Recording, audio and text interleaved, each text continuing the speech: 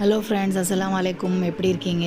நீங்கள் யாஸ்மின் கிச்சனில் பார்க்க போகிறது தேங்காய் பால் சேமியா. இந்த தேங்காய் பால் சேமியா எப்படி செய்யலாம்னு சொல்லிட்டு இந்த வீடியோவில் பார்க்கலாம். இந்த வீடியோ ஸ்கிப் பண்ணாமல் பாருங்கள் ஃப்ரெண்ட்ஸ். இதுக்கு தேவையான பொருட்கள் பார்த்துக்கோங்க. ஒரு தக்காளி, ஒரு வெங்காயம் கட் பண்ணி வச்சுருக்கேன், கொஞ்சம் கொத்தமல்லி எடுத்திருக்கேன், ஒரு தேங்காய் எடுத்துக்கோங்க, கட் பண்ணிவிட்டு மிக்ஸி ஜாரில் போட்டு அரிசி இந்த மாதிரி தேங்காய் பால் எடுத்திருக்கேன்.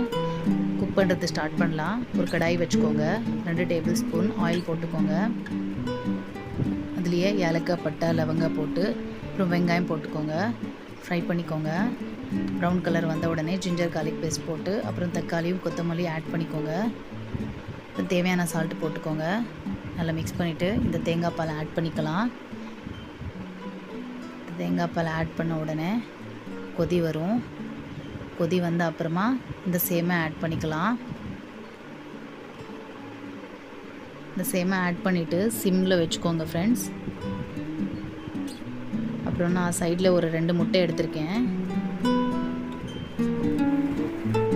ஒரு பேன் வச்சுக்கோங்க, ஒரு டேபிள் ஸ்பூன் ஆயில் போட்டுக்கோங்க. அதில் இந்த முட்டையை போட்டு கொஞ்சம் ஃப்ரை பண்ணிக்கோங்க. அதில் 1/2 டேபிள் ஸ்பூன் பெப்பர் எடுத்திருக்கேன், ஒரு 1/4 டேபிள் ஸ்பூன் மிளகா பவுடர் எடுத்திருக்கேன். நல்லா மிக்ஸ் பண்ணிவிட்டு நம்ம ரெடி பண்ணால் இந்த தேங்காய் பால் சேமியாவில் ஆட் பண்ணிக்கலாம். அப்புறம் இதுவும் நல்லா மிக்ஸ் பண்ணிக்கோங்க. ஒரு 5 மினிட்ஸ்க்கு அப்படியே விட்டுட்டுங்க. பாருங்கள், ரெடி ஆயிடுச்சு தேங்காய் பால் சேமியா. சூப்பராக இருக்கும், டேஸ்ட்டாகவும் இருக்கும்.